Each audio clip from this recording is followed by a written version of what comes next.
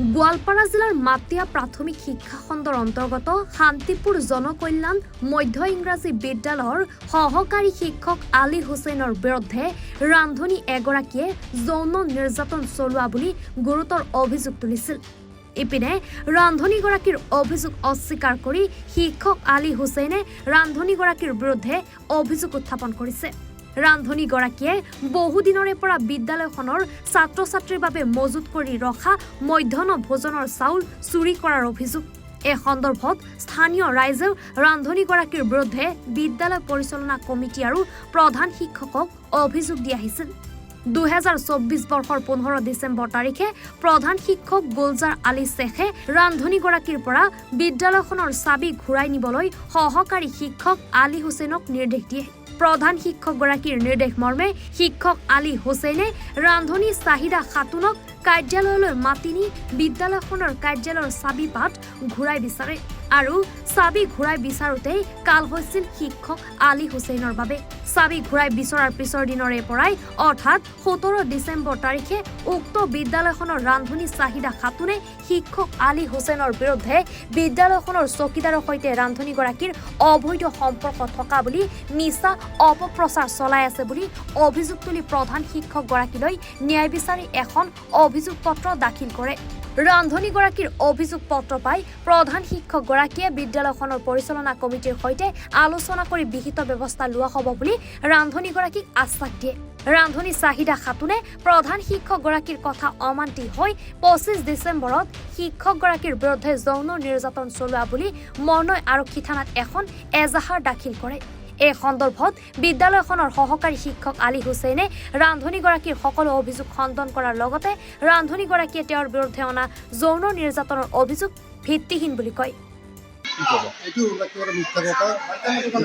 14 তাৰিখত যেনিবা আমাৰ স্কুল চলি আছিল বছৰীয়া, তাৰ পৰা যেতিয়া মই আহিলোঁ ইয়াত আহি ষ্টাফৰ চাহ খাই আছে। আমাৰ ইংৰাজী ছাৰে মোক সুধিছে, ছাৰ আপোনাক কোনোবা এইটো ফোন কৰি কিবা কৈছে নেকি?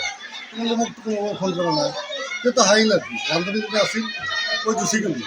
ৰবিবাৰৰ দিনা আবেলি আমাৰ হেড ছাৰে ট্ৰান্সফাৰত মোক বজাৰত ক'লে এনে কথা স্কুলৰ পৰা চাউল চুৰি হৈছে, আপুনি জানে নাই মোক কোনোবাই ফোন কৰি কৈছে।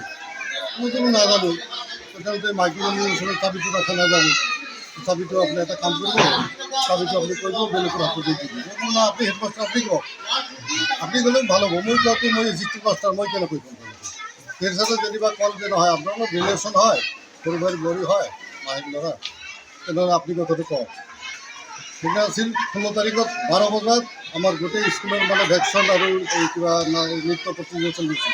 গোটেই ছাৰবিলাকে বাৰান্দাটো আমাৰ এই 14 ছাৰ গোটেই ছাৰবিলাক ষ্টাফ বাৰান্দাত। মই যেনিবা এইখিনি চেয়াৰত ইয়াৰ পৰা 8 ফুট মানা হ'ব, 8 ফুট হাইষ্ট 10 ফুট।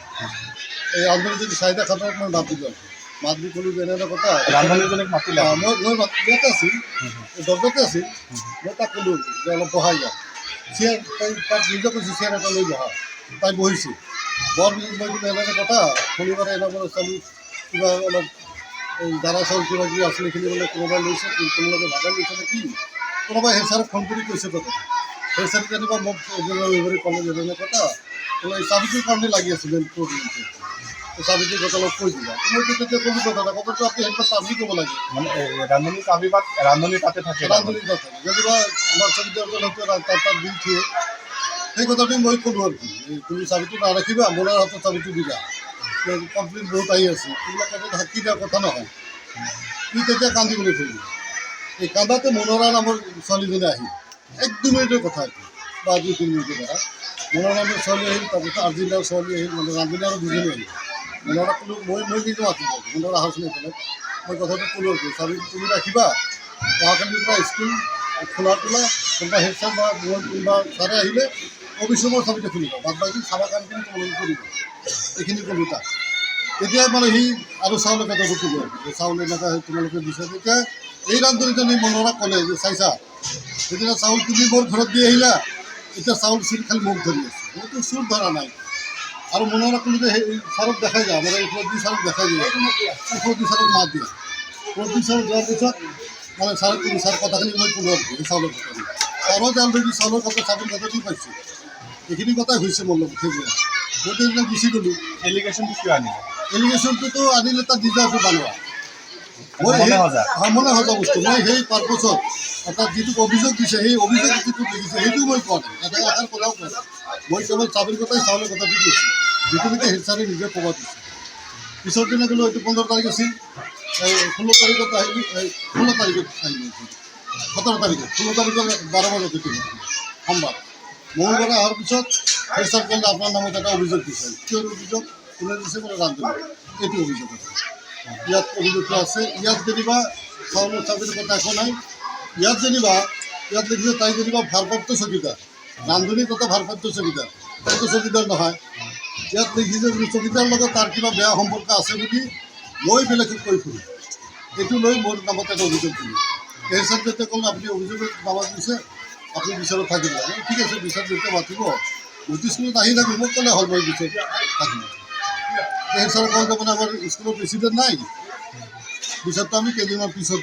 কৰিম হ'ব যেতিয়া আপুনি মানে থাকে মোক ক'ব মই বিচাৰত থাকিম 27 তাৰিখত বিচাৰত বহিলোঁ মোক কওঁতে আমি থাকিব আৰু বিচাৰত 28 তাৰিখত বিচাৰত বহিলোঁ আমি 2টা বজা 2:30 3টালৈ থাকিলোঁ প্ৰেচিডেণ্ট আছিল স্কুল প্ৰেচিডেণ্ট আমাৰ স্কুল ষ্টাফ আছিল বিচাৰ নহ'ল তাৰ এই 28 তাৰিখত মকুৰবাৰ আছিল নেকি অফিচাৰ আহিলে অফিচাৰ আহি মোক মানে মাতিল গাঁৱৰ পৰা আহি মাতিল মোক ক'লে এনেকুৱা আপোনাৰ নামত এটা ইৰিগেশ্যন আহিছে বা কেছ এটা কৰিছে যেনিবা আপুনি ৰেপ কৰা নিচিনা কিন্তু ৰেপ ছাৰ এইটোতো একদম ভিত্তিহীন কথা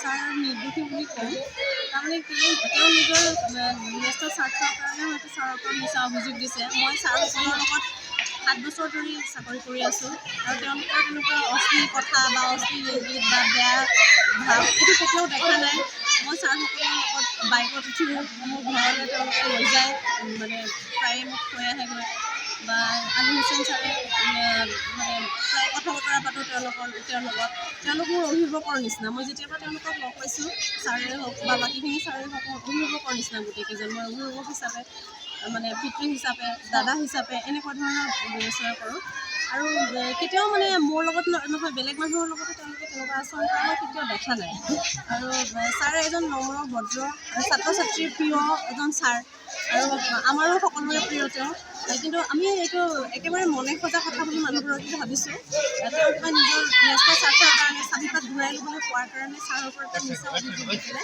সেইখিনি তেওঁ গোচৰ দিছে আমাৰ ইয়াত যিখন স্কুলত যিখন তেওঁ দৰখাস্ত প্ৰথমতে দিছিলে সেই দৰখাস্তখনৰ লগত থানাত যিখিনি তেওঁ এজাহাৰ দাখিল কৰিছে তাৰ লগত কোনো মিলেই নাই তাৰমানে তেওঁ নিজে মনে সাজি বা হেৰি কৰি পেলাই ছাৰক মানে ইচ্ছা কৰি পেলাই এটা প্লেন দি পেলাই এই বদনাম আনিছে স্কুললৈ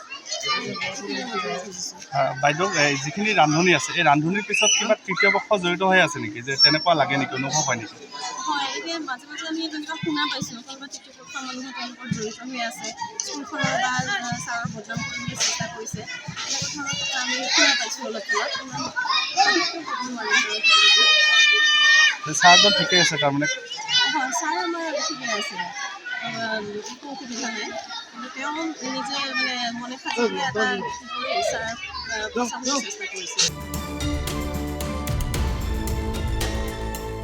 গোৱালপাৰাৰ পৰা জাহিদুল ইছলামৰ ৰিপৰ্ট এনি ভাৰত 24।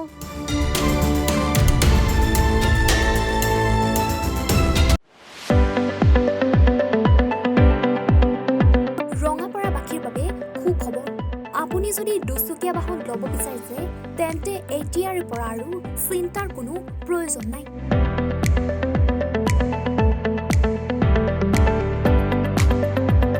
আপুনিও আহিব পাৰে ডিবিপি এছ'চিয়েটৰ বাজাজ টু হুইলাৰ ডিলাৰ।